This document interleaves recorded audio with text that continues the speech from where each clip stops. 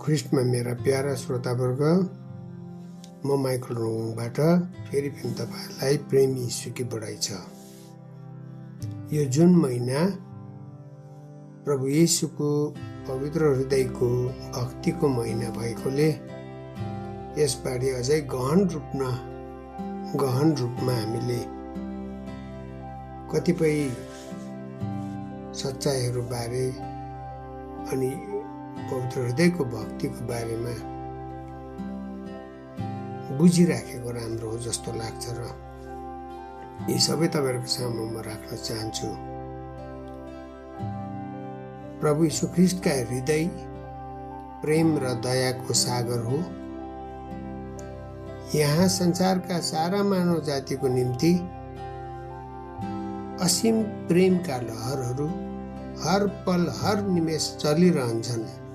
त्यो ईश्वरीय हृदय जो हामी जस्ता पापी पुस्ताको निम्ति भालाद्वारा भेदन गरियो अनि जहाँबाट प्रेमको उपहार स्वरूप हाम्रो निम्ति रगत र पानी बहि निस्केथ्यो, त्यही रगत र पानीको झरनाद्वारा हाम्रा पापका घैमलहरू धोइ पखाली हिउँ झैँ स्वच्छ गरियो।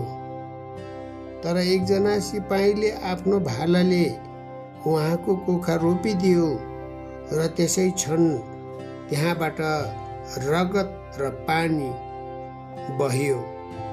सन्त जोन अनुसार सुसमाचारको 19 अध्यायको 34 पदले यो कुरो बताएको छ।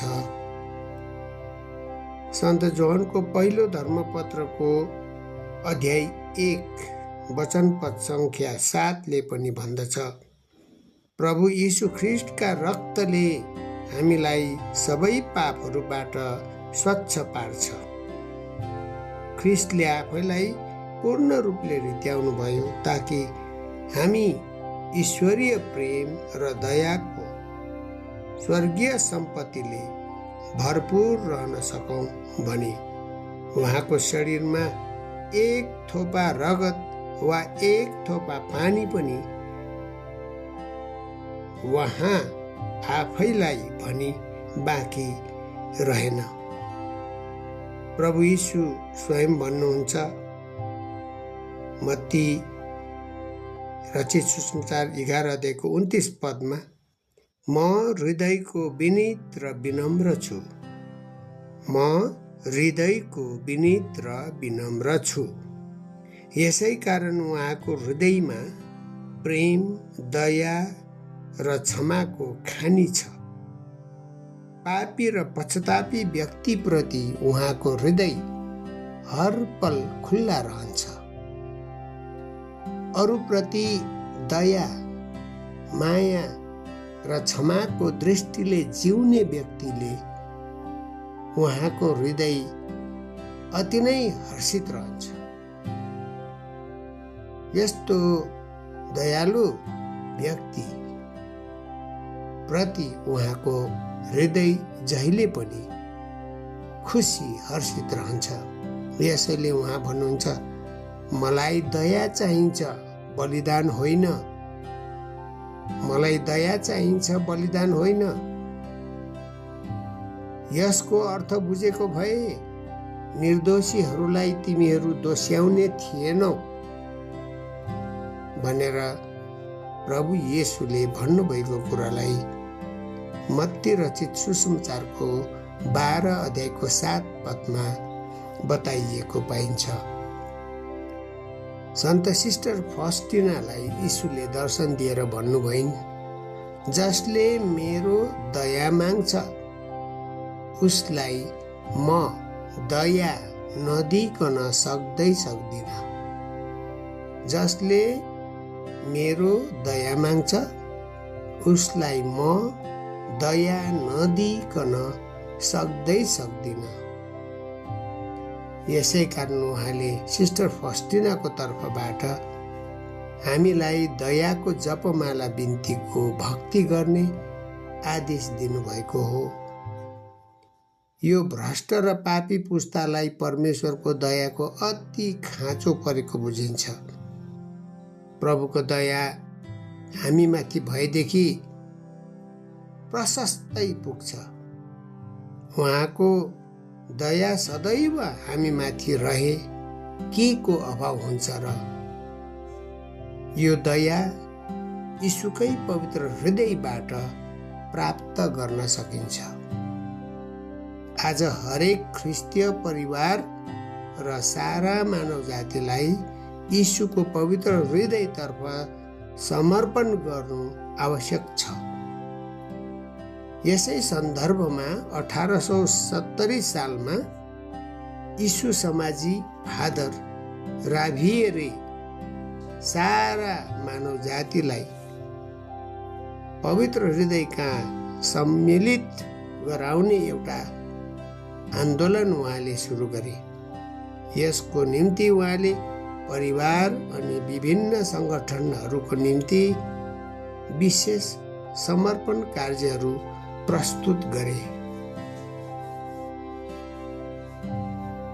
1889 सालमा विश्वका सम्पूर्ण क्याथोलिक परिवारहरूले र परिवारका प्रत्येक सदस्यले आफैलाई पनि यीशुको पवित्र हृदयतर्फ समर्पण गरून् भन्ने उद्देश्यले उहाँले सबैलाई आह्वान गर्नुभएको थियो। 1907 सालमा एउटा अद्भुत घटना घट्यो।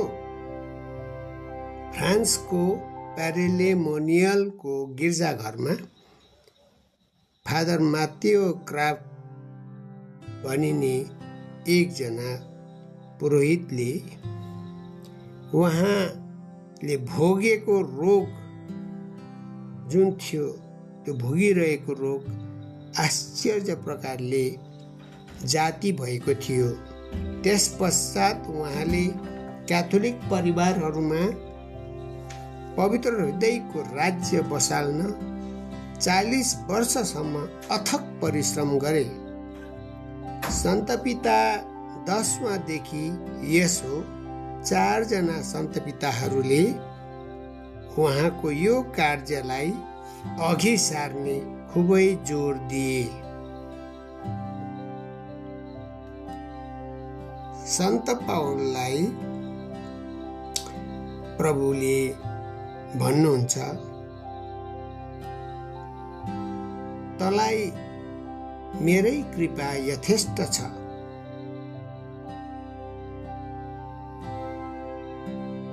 शक्ति फक्रन्छ कमजोरीमा।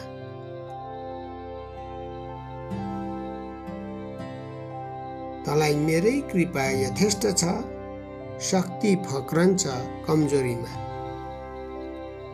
यो लेखेको पाउनुहुन्छ तपाईले कोरिन्थीहरूलाई सन्त पावलले लेख्नु भएको धर्मपत्र, दोस्रो धर्मपत्र 12 अध्यायको 9 पदमा। यसै कारण पावल प्रेरितले भन्नुहुन्छ, तसर्थ ठुलो मुटु लिएर मेरै कमजोरीहरूमै म दर्प गर्नेछु।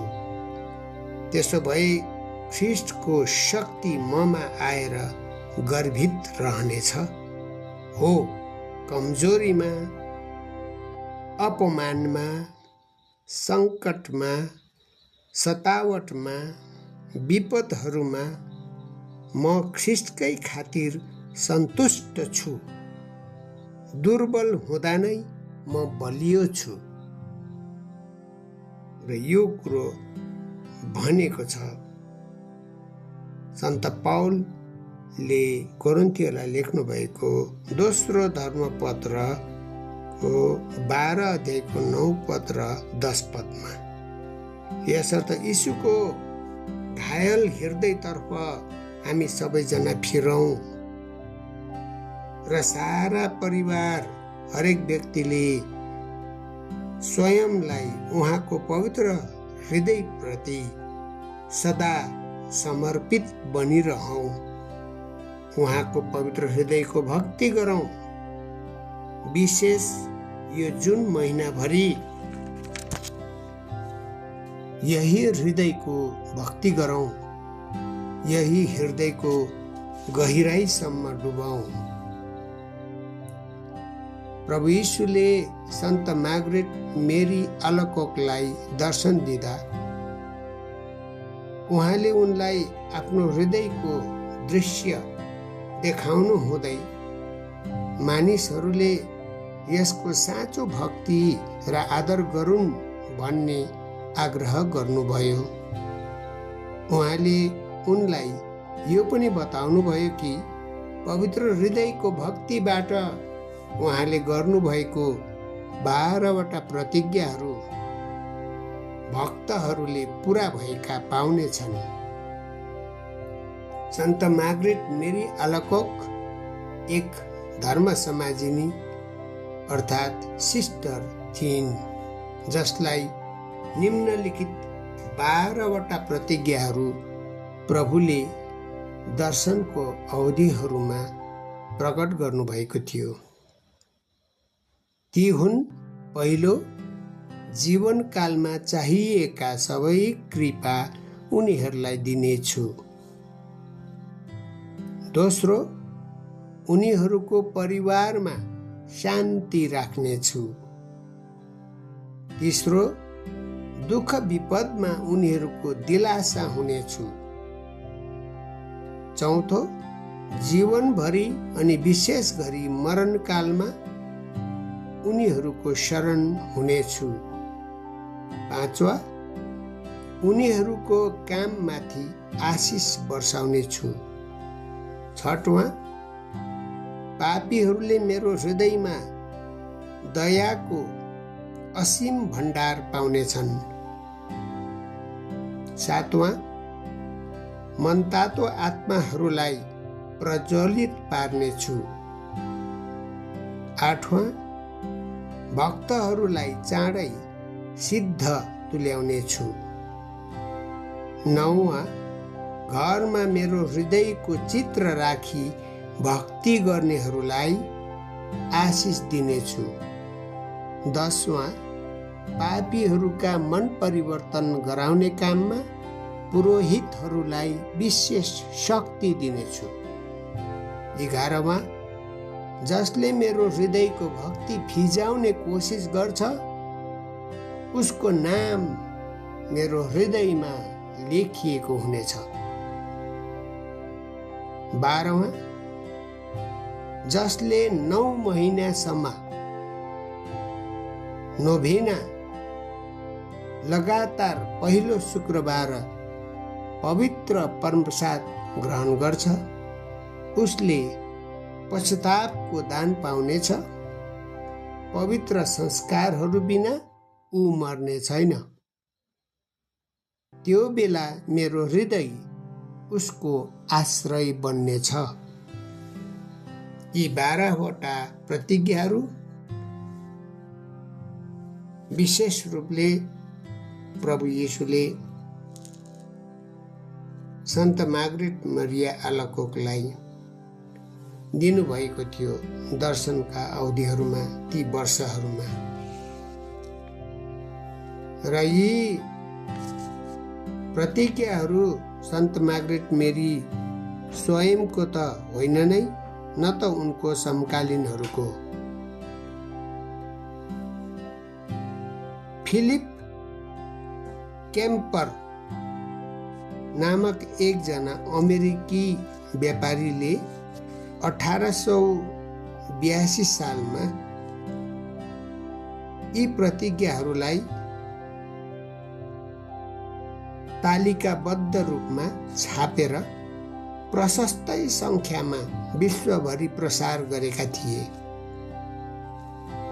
यी जम्मा 238 वटा भाषाहरूमा देखिए, तर शब्दहरू भने सन्त मार्गरेट मेरीले प्रकट गरे झैं नभएकोमा 1890 सालमा कार्डिनल अडोल्फ पेराउटले त्यसबारे आलोचना प्रकट गरे अनि सन्त मार्गरेट मेरीले आफ्नो लेखमा जनाए अनुसार सठिक शब्दहरू प्रयोग गरी संशोधित रूपमा प्रकाशित गरिनुपर्छ भनी उहाँले भनेका थिए